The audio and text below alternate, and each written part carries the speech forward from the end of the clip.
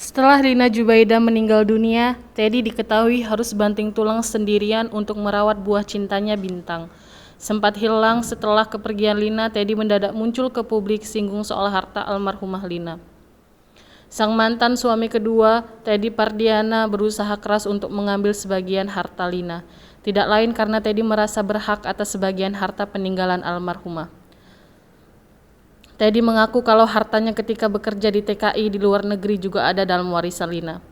Sikapnya yang mati-matian minta jatah harta Lina membuat keluarga Lina malah geram.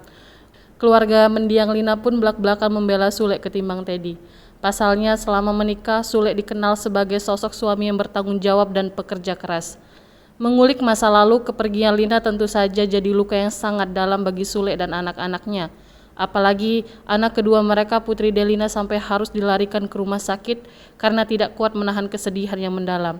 Kenangan bersama almarhumah selama 20 tahun berumah tangga masih terus membekas di hatinya. Nampaknya hal itu juga dirasakan oleh mendiang Lina sebelum dipanggil Sang Maha Kuasa. Menurut penuturan Sule, Lina sempat curhat kepada sang ibundanya.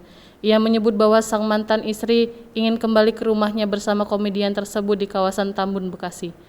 Hal tersebut terekam dalam video yang diunggah oleh kanal YouTube Abi pada Sabtu 4 Januari 2020 silam. Pihak keluarga pun nampak membebaskan niatan mendiang Lina tersebut, namun tampaknya dirinya terhalang kondisinya yang telah bersuami. Sule menganggap bahwa kepergian Lina untuk ke rumahnya ini dikarenakan ingin disaksikan pada waktu meninggalnya.